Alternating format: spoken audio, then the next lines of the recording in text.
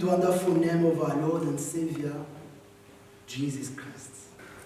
You are listening to Pastor Abdul Mazambi of the Heirs of Promises Sanctuary, Johannesburg. Welcome to our live streaming Wednesday service. Beloved, I've been talking about the mercy, the gift before and beyond faith. I want to give you the background of this message. I spent a few days in prayer. I'm calling them few days, maybe it was many days.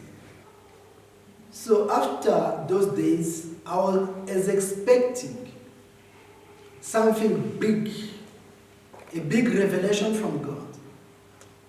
And God told me about mercy. So I tried to find out where I could find somebody talking about mercy. There were not many messages about mercy. Many things are said about faith. Many things are said about grace. But few is known about God's mercy. So let us read Hebrew 4, verse 16.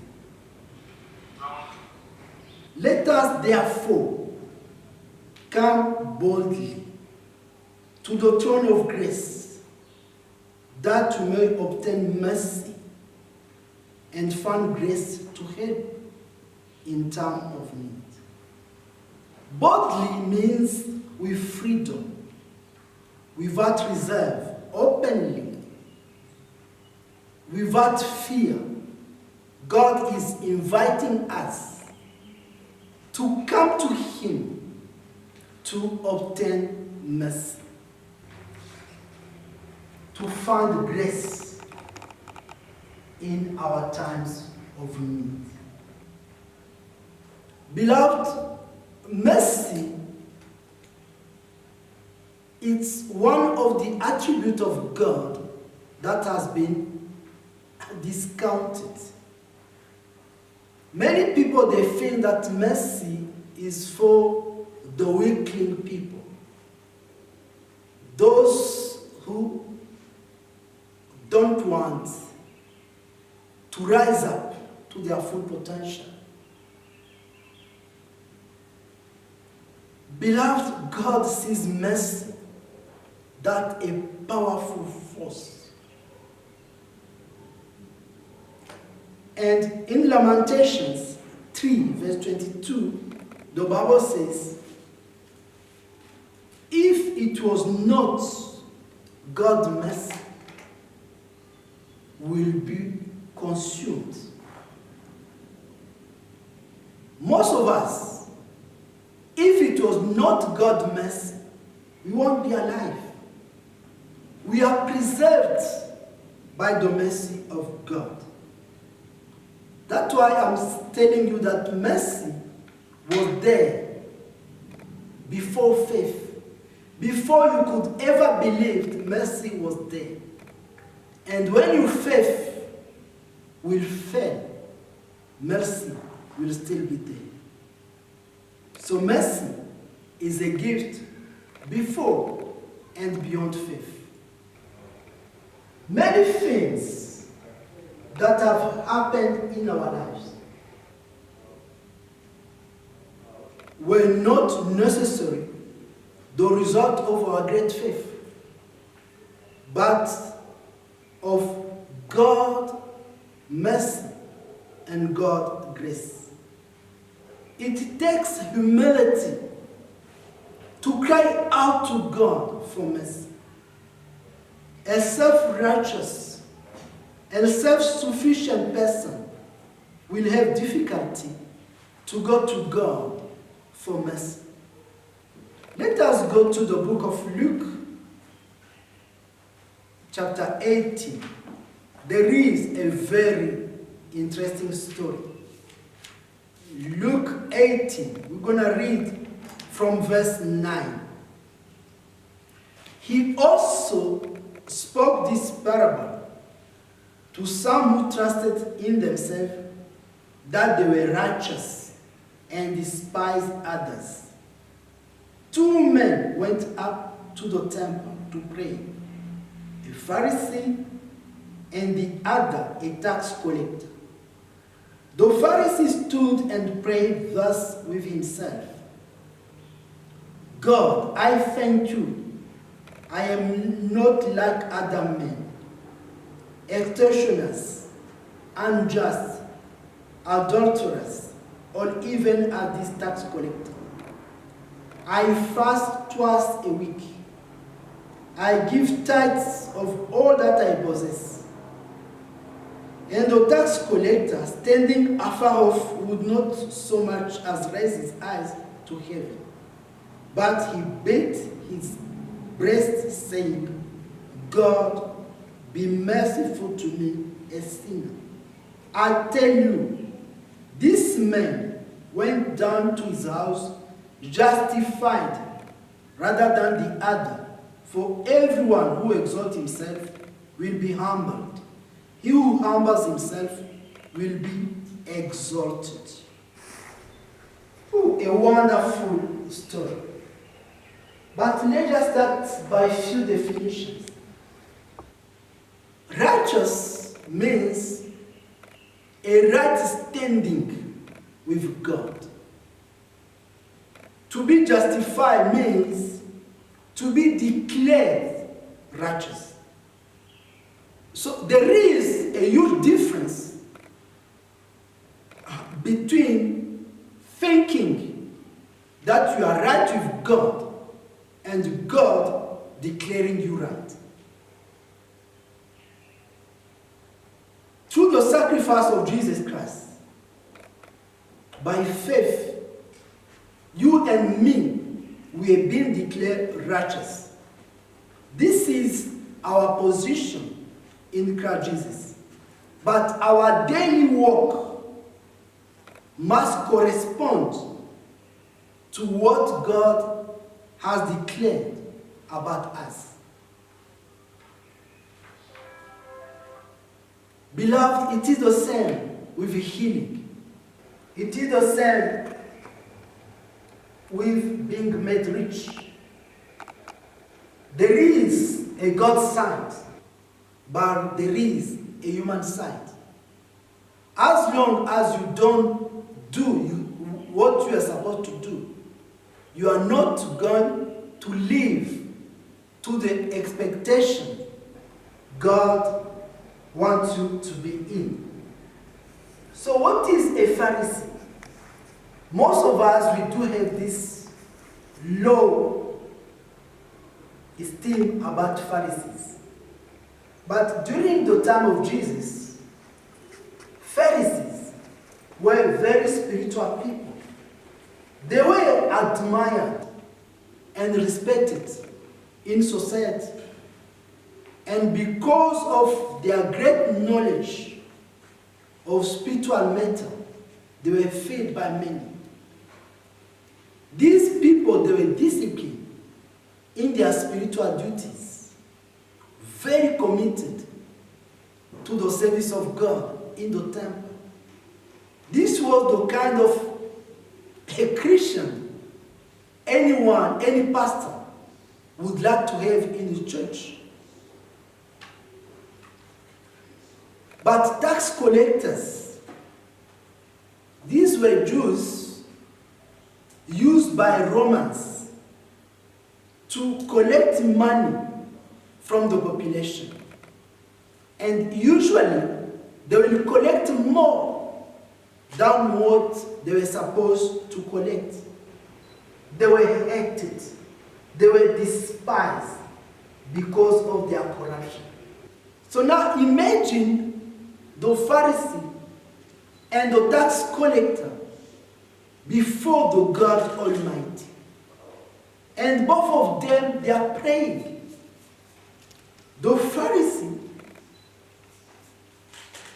speaks about himself. He starts his prayer by thanking God. God, I thank you. That's why what all of us we are being told.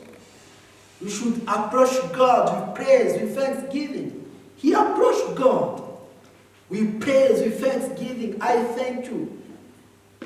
But after, he starts showing God that he lives differently. He starts showing God that he acts differently.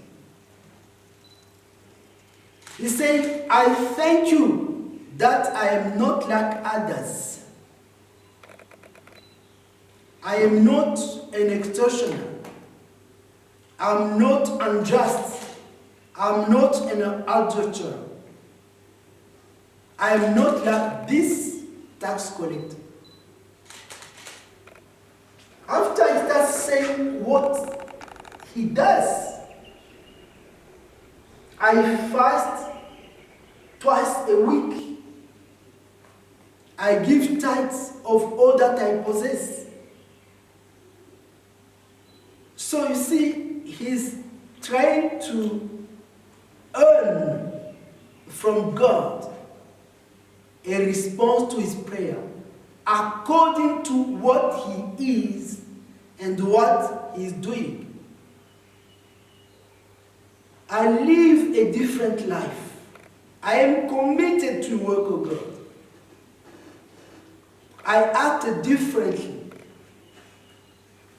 But the tax collector prays differently. He is not even able to lift up his eyes. He's just beating his chest saying, have mercy on me, O God, a sinner. Have mercy on me. God, be merciful to me. I am a sinner. Be merciful to me. He is not comparing himself to anyone. He is comparing himself to the standards that God has set. Have mercy on me. I have not met to standards. Have mercy on me. He is not inflated in his heart. He obeys himself. Have mercy on me. He knows that his only hope is the mercy of God. Not the way he has lived. Not what he has done. The only hope is heaven, is the mercy of God. So he threw himself before God and prayed for mercy. Have mercy on me. Have mercy on me. But there is more than this plea. The word translated, have mercy on, is the verb for the word mercy. So, in reality, the rendering should be mercy-seated toward me. Treat me as one who comes to you on the basis of the blood that was shed on the mercy seat as an offering for sin. That's what he's saying.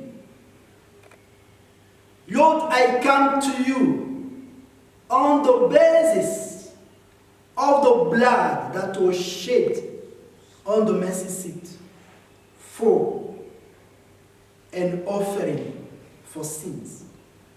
The Bible says he left justified. He left justified. He was declared righteous. But the Pharisee was not declared righteous. So it means if he came sick, he left healed. If he came in debt, he left provided for. If he came poor, he left enriched. Because God answers a plea for mercy. Have mercy on me. The mercy of God will deliver you from any plight, from any problem. The mercy of God. Beloved, there is another story I want us to see. We need the mercy of God. We need the mercy of God. We need the mercy of God. Sometimes we don't imagine the extent of our wrongdoings. There is a story. I want just come to my mind. I want to share it with you. This story was among members of a choir. So one of them was the leader. So the leader of this choir fell sick. So the pastor chose somebody who was new to lead in songs, praise and worship.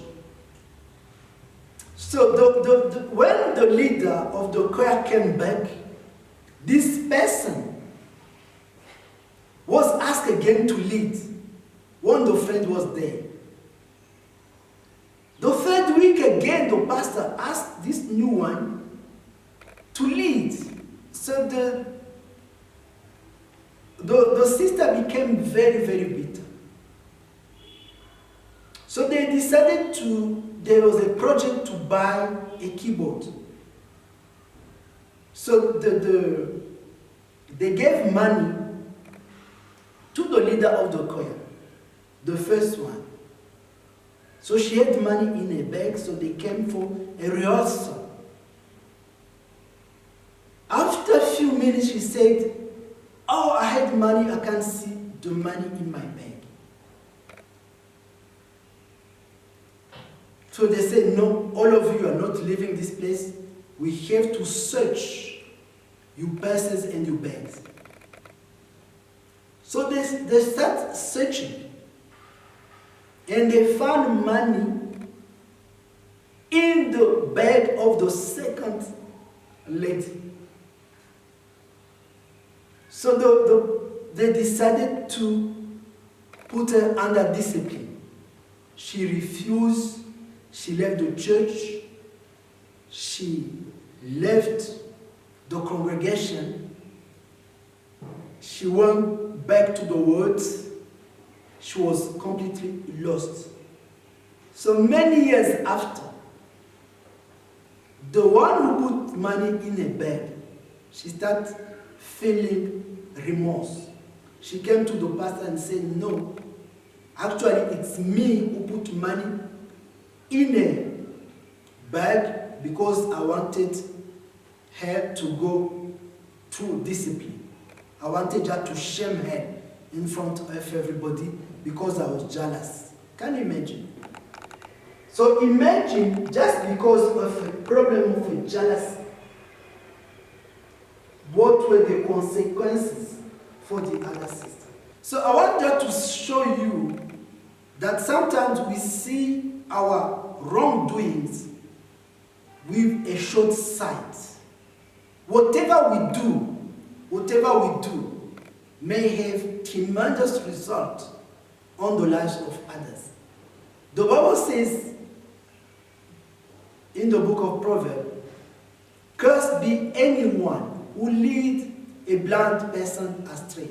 What does it mean to lead a blind person astray? It means that you know the right way, but because of your own interest, you will teach people things that are not biblical. You are leading blind people astray just because of an interest. So if God really was not merciful, beloved, we'll be consumed.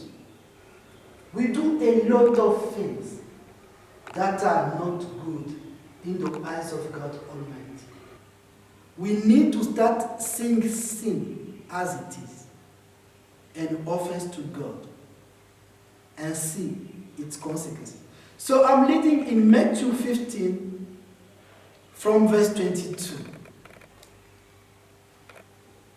"And behold, a woman of Canaan came from that region and cried out to him, saying, 'Have mercy on me, O Lord, son of David.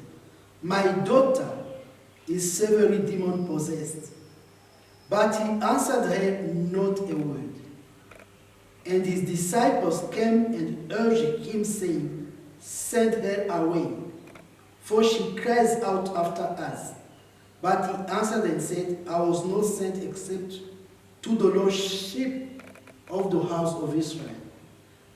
Then she came and worshipped him, saying, Lord, help me. But he answered and said, It is not good to take the children's bread and throw it to the little dogs. And she said, Yes, Lord, yet even the little dogs eat the crumbs which fall from their master's table. Then Jesus answered and said to her, O woman, great is your faith. Let it be to you as you desire. And their daughter was healed from that very hour, while she cried for mercy. Beloved, how did she react? To silence, she responded by persistence. When she was rejected, she bowed down at Jesus' feet. When there was a delay, she continued to worship the Master. When she was offended, she responded by faith. And Jesus said, this is great faith. So what is great faith? Great faith is the faith you exercise when you are calling for mercy for someone else. That is great faith. You persist, you believe, you are praying for this person. You don't give up, you believe God for mercy. Jesus called this great faith. To trust God for mercy for someone else. Mercy, beloved, will break any chain of addiction. Mercy will deliver any captives. There is no hopeless situation for the mercy of God. Mercy will go into satanic dens to rescue the drug addict, to rescue the prostitute, to rescue the prisoner. There are no doors closed for mercy. Mercy will enter into the slums. Mercy will go to crack houses. Mercy will go to brothels. Mercy will go to mental institutions to deliver people. Because someone is crying for mercy. Isaiah 49.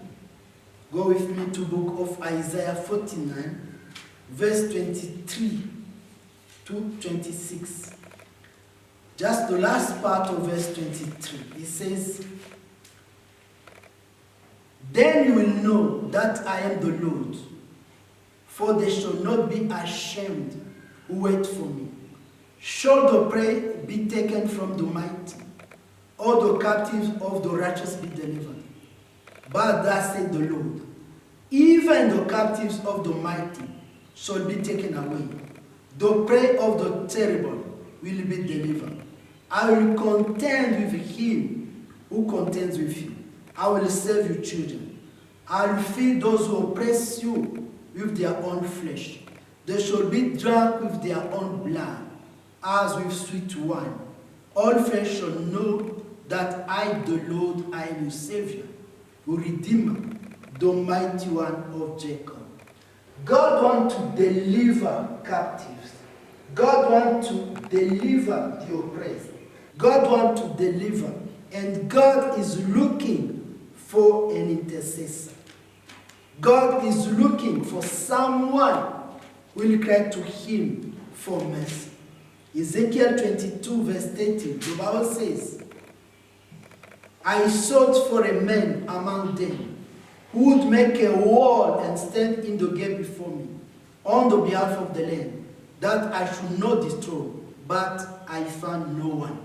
God is looking to people who will intercede for others.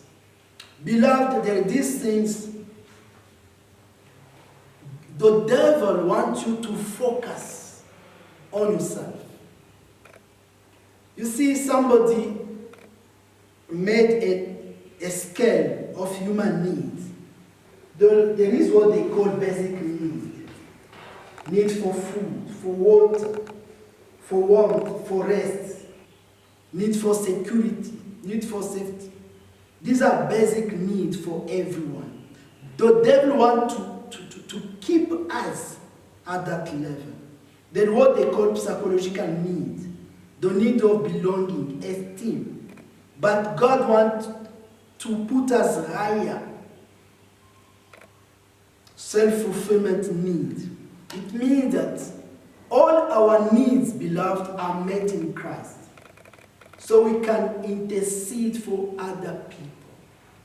How many hours, how many minutes do you spend praying for other people? Calling God for mercy. Calling God for mercy. Calling God for mercy. Mercy will move the hand of God. Beloved, don't be concerned too much about yourself. Call God for mercy on the behalf of someone else. May God bless you mightily. To God be the glory. Amen.